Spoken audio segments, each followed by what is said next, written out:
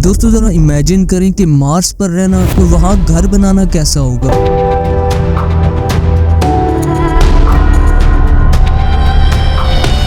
कैसा महसूस होगा जब हम अपनी विंडो से बाहर देखेंगे और एक अजनबी मंजर देखेंगे। हमारा सब कुछ जो यहाँ है हमसे मिलियंस एंड मिलियंस माइल्स दूर होगा। हालांकि एग्जैक्ट टाइमलाइन क्लियर नहीं है। दोस्तों हम वाकई में मार्स पे नई जिंदगी की प्लानिंग कर रहे हैं और हम इसमें बहुत सारा पैसा इन्वेस्ट कर रहे हैं। नासा का प्लान है कि 2030 तक हम अपना पहला ह्यूमन मिशन भेजें और स्पेसएक्स का प्लान 2029 तक का है और 2050 तक 1 मिलियन लोगों का शहर बनाएंगे। एमिरेट्स का प्लान है कि 21,017 तक वहाँ एक इंसानी सेटलमेंट बनाएंगे। पिछले कुछ सालों में हमने पोटेंशियल वाटर ढूंढा, उन्होंने ऑर्गेनिक मॉलिक्यूल्स पाए जो जिंदगी के असर की निशानी है और टेक्नोलॉजी पूरे रफ्तार से बढ़ रही है।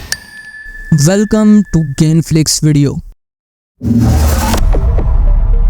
द कार्डाशिफ स्केल एक ऐसा सिस्टम है जो किसी भी सिविलाइजेशन की टेक्नोलॉजी और डेवलपमेंट्स को उसकी एनर्जी यूज और कंट्रोल करने की कैपेसिटी से मेजर करता है। टाइप 1 कल्चर पूरी तरह से हमारी एनर्जी सोर्स पर कंट्रोल रखती है। हम अभी इस टाइम टाइप 0.72 पर हैं, मगर हम टाइप 1 को पहुंचने के ट्रैक पर हैं और जब हम वहां पहुंच जाएंगे, कार्डाशिफ के मुताबिक हमें साइंस और टेक्नोलॉजी की इतनी गहरी समझ होगी कि हम मैटर और एनर्जी को मॉलिक्यूलर लेवल पर मैनिपुलेट करने के काबिल होंगे। हम पानी के पैटर्न्स को कंट्रोल कर सकेंगे और हम दूसरे प्लैनेट्स को कोलोनाइज करने के काबिल भी होंगे। शायद ये सिर्फ कुछ वक्त की बात है कि इंसान अपने प्लैनेट से आगे बढ़ने लगे, मगर आखिर हमें किस किस्म की कंडीशन की जरूरत है कि वहाँ इंसान बस सिर्फ रह न सके बल्कि सरवाइव भी कर सके, और क्या हमारी स्पीशीज इसके लिए तैयार है? अभी के लिए अगले कुछ दहाइयों का फोकस है कि पहले कुछ एस्ट्रोनॉट्स वहाँ एक्सटेंडेड पीरियड के लिए रह सके, मगर मुझे लगता है कि जब ये मिशन कामयाब हो जाता है तो पहले पायनियर्स को भेजा जाएगा जो मार्स पर रिसर्च करते रहेंगे और पहले सेटलर्स होंगे, पहली मार्स कम्युनिटी जो परमानेंटली वहाँ रहेगी और एक दिन वहाँ इंसानी कॉलोनी होगी। शायद वो हमसे बहुत डिफरेंट होंगे, वो हमसे डिफरेंट सोचते होंगे और उनकी शक्ल भी डिफरेंट नजर आती हो। इन लोगों का एक्सपीरियंस मार्स पर काफी अलग होगा डिपेंडिंग ऑन उस वक्त के टेक्निकल एपरेटस पर, और हम अभी भी मार्स के एटमॉस्फेयर को मॉडिफाई करने के लिए काबिल नहीं है और वहाँ वैसे रहने के काबिल नहीं है जैसे कि हम अभी जमीन पर रह रहे हैं। अभी हम पहले स्टेज में हैं, मगर ये बहुत ही क्रिटिकल पॉइंट है क्योंकि जब हम इस मार्ग से आगे बढ़ जाएंगे जहाँ हम सरवाइव ही नहीं बल्कि मार्स पर थ्राइव भी करने के काबिल हो जाएंगे, तो उस वक्त हमारे लिए एक नया दरवाजा खुल जाएगा जो हमें मल्टी स्पेसेस बनाने की तरफ कॉन्फिडेंट महसूस कराएगा कि हम नए हैबिटाट्स बना सकते हैं जहाँ भी हम जाएं। मार्स पर हैबिटेशन के लिए बहुत से डिफरेंट प्रपोजल दिए गए हैं, मगर ऐसा लगता है कि हम कंस्ट्रक्शन मेथड की तरफ लीन कर रहे हैं जो कि प्री फैब्रिकेशन और 3D प्रिंटिंग का कॉम्बिनेशन है जो मार्स के लोकल मटेरियल्स को यूज करता है। तो 2019 में नासा ने एक कंपटीशन रखा 3D प्रिंटेड हैबिटाट्स डिजाइन करने के लिए जो 4 एस्ट्रोनॉट्स को 1 साल तक वहां रख सके। उन्हें फंक्शनल रिक्वायरमेंट दी गई जैसे कि लैब, एक किचन, एक रेक रूम और 1000 स्क्वायर फीट का लिविंग स्पेस। सब कुछ एस्ट्रोनॉट्स की रिसर्चिंग और वहां रहने के लिए डिजाइन किया गया था। अगर ये हैबिटाट्स सक्सेसफुली प्रूफ होते हैं तो ये मॉड्यूल्स आसानी से फर्दर एक्सपेंशन के लिए काबिल होने चाहिए। हर एक प्रपोजल ने एक फेस्ड स्ट्रेटेजी यूज की जहां पहले autonomous machines raw Martian materials को हार्वेस्ट करते हैं, फिर मार्शियन सोइल और दूसरे कंपोसाइट को यूज करके बिल्डिंग मटेरियल्स बनाए जाते हैं, और फिर एस्ट्रोनॉट्स के वहां पहुंचने से पहले इनिशियल फ्रेमवर्क या हैबिटाट्स को 3D प्रिंट किया जाता है। जब ये बिल्ड हो जाता है तो इंटीरियर को आउटफिट करते हैं या तो इन्फ्लेटेबल स्ट्रक्चर के थ्रू या किसी और रेडी कंपोनेंट्स के थ्रू, और ये सारे एक शेल के अंदर इकट्ठे हो जाते हैं। Keep your legs straight. This is Mission Control Houston, 3 hours 26 minutes into the spacewalk by Cassada and Rubio.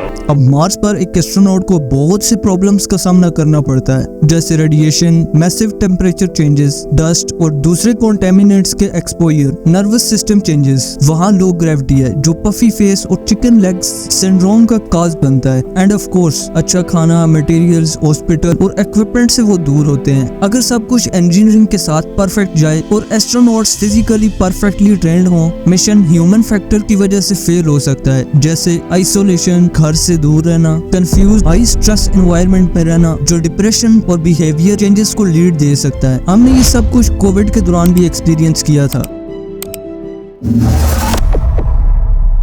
जमीन पर ऐसी बहुत सी जगह हैं जो मार्स से सिमिलैरिटीज रखती हैं। इनफैक्ट उन जगहों को ट्रेनिंग ग्राउंड के तौर पर भी यूज किया जाता है, मगर ये बेस्ट जगह नहीं है जिससे ये हम अंदाजा लगा सके कि मार्स पर एक्चुअल में कैसे रहा जा सकता है, क्योंकि मार्स के सरफेस में 0 एयर प्रेशर है। मार्स एसेंशियली एक वैक्यूम है। आप वहाँ सूट के बगैर सर्वाइव नहीं कर सकते। आप 20 सेकंड्स में ब्लैक आउट हो जाएंगे, और अगर आप सांस लेने की कोशिश करेंगे तो आपके लंग्स रप्चर हो जाएंगे और आप कुछ ही मिनटों में मारे जाएंगे। इनफैक्ट जमीन पर सबसे हार्श एनवायरनमेंट भी मार्स से हैवीली लगेगा, बट आई बिलीव कुछ मैन मेड एनवायरनमेंट हैं जो मार्स पर रहने से कुछ सिमिलरिटीज रखती हैं।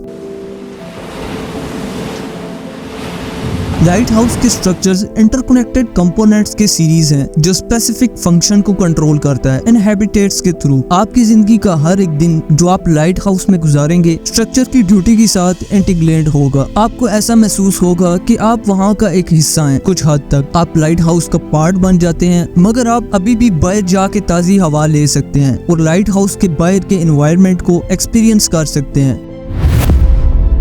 अगर आप लाइट हाउस के कॉन्सेप्ट को एक एक्सट्रीम लेवल पर ले जाएं, बिल्कुल एक मार्स हैबिटेट की तरह, तो लोग सबमरीन में एक मिशन कंप्लीट करने के लिए काम करते हैं जो महीनों तक उस सबमरीन में रहते हैं। हर शख्स का एक स्पेसिफिक काम होता है और उन्हें साथ मिलकर काम करना पड़ता है सक्सेस के लिए, और वो ये सब कुछ प्रेशराइज्ड स्टील हल के अंदर करते हैं जहाँ बहुत कम पर्सनल स्पेस होता है। तो प्रेशर का लेवल समझ गए ना? ये फिजिकल और फिजियोलॉजिकल दोनों तरह होता है। इन हर सेल्फ कंटेंट कंडीशन में इनहैबिटेंट्स और उनके रहने की जगह के दरमियान बहुत गहरा कनेक्शन होता है, क्योंकि ये डिसाइड करता है कि आप जिंदा रहेंगे या मरेंगे। मार्शियन हैबिटेट्स का सबसे इम्पोर्टेंट पार्ट शेल है जो रेडिएशन और होस्टाइल क्लाइमेट से प्रोटेक्टेड रहता है। तो बहुत से डिजाइन केव लाइक कंडीशन फ्री रखते हैं। ट्रोग्लोडाइट सेटलमेंट जैसे मेटा अंडरग्राउंड हाउसेज जो अर्थ के मास को हीट और विंड स्टॉर्म से प्रोटेक्टेड करने के लिए यूज करते हैं, मगर इन सेटलमेंट्स में भी आपको आउटडोर का एक्सेस होता है। ये पहली बार होगा कि इंसान फिजिकली एनवायरनमेंट से कंप्लीटली डिस्कनेक्टेड रहेंगे। तो शेल का कनेक्शन आउटसाइड एनवायरनमेंट के साथ मेडिटेट करना सिर्फ फिजिकल सेफ्टी के लिए नहीं बल्कि फिजियोलॉजिकल कनेक्शन के लिए भी बहुत इंपॉर्टेंट है। प्रोजेक्ट खान येट्स में मल्टीपल ग्लेज्ड ओपनिंग्स और 3 स्टोरीज का डिजाइन है जहां आपको आउटसाइड एनवायरनमेंट का डिफरेंट व्यू मिलता है। शेल फंक्शनल ऑर्गेनाइजेशन और हैबिटेट्स के अंदर मूवमेंट को अफेक्ट करता है। आप डिफरेंट फॉर्म देखोगे डिजाइन में, मगर हर डिजाइन को मेक श्योर करना है कि हीट और थर्मल मैनेजमेंट को कंसिडर करते हुए रेडिएशन का प्रोटेक्शन हो। तो क्या हम वहाँ मार्स पर रहेंगे? शायद, हालांकि कुछ भी 100% श्योर नहीं है, मगर हम वाकई में वहाँ मिशन भेजेंगे। जब टेक्नोलॉजी इवॉल्व होती है और हम वहाँ थ्राइव करते हैं तो हम अपने कॉलोनाइजेशन की सूरत में कॉन्फिडेंट फील करेंगे। मेरा ख्याल है कि मार्स पे इंसानी रहने की उम्मीद रखना और वहाँ की स्टडी करना वाकई हमारी फ्यूचर पोटेंशियल को देखने के लिए बहुत ज्यादा जरूरी है। तो हम सिर्फ अपनी साइंटिफिक नॉलेज को ही नहीं बढ़ा रहे, अपनी सिविलाइजेशन की लिमिट्स को भी एक्सप्लोर कर रहे हैं। इन द एंड यही कहूंगा कि ये सब कुछ हमें ये सिखाता है कि मार्स पर रहना और वहाँ बसने के लिए सिर्फ टेक्नोलॉजी और इंजीनियरिंग ही नहीं चाहिए, बल्कि हमें अपने फिजियोलॉजिकल और सोशल एस्पेक्ट्स को भी कंसिडर करना होगा। ह्यूमन हैबिटेट्स को फंक्शनल और सस्टेनेबल बनाने के साथ साथ हमें ये भी देखना होगा कि हमें इमोशनली और मेंटली सपोर्ट कर सकें। मार्स पर एक नया घर बनाने के लिए हमें अपने डिजाइन्स और प्लानिंग को हर पर्सपेक्टिव से देखना होगा और इंश्योर करना होगा कि हम अपने फ्यूचर को सिर्फ सरवाइव नहीं बल्कि थ्राइव भी कर रहे हैं। इस जर्नी में बहुत से चैलेंजेस हैं, मगर ये वो चैलेंजेस हैं जो हमें अपनी बाउंड्रीज को पुश करने और नई होराइजन्स को एक्सप्लोर करने पे मजबूर करती हैं। हमारी टीम को सपोर्ट करने के लिए चैनल को सब्सक्राइब कर लें। आज के लिए बस इतना ही। उम्मीद करता हूँ आपको ये वीडियो पसंद आई होगी। तब तक आप ये वाली वीडियो देख सकते हैं जिसमें 6 लड़कों की रियल स्टोरी बताई गई है जो छोटे से आइलैंड पर फंस गए और वहाँ 15 महीनों तक सर्वाइव किया। मैं मिलता हूँ आपको उसी वीडियो में।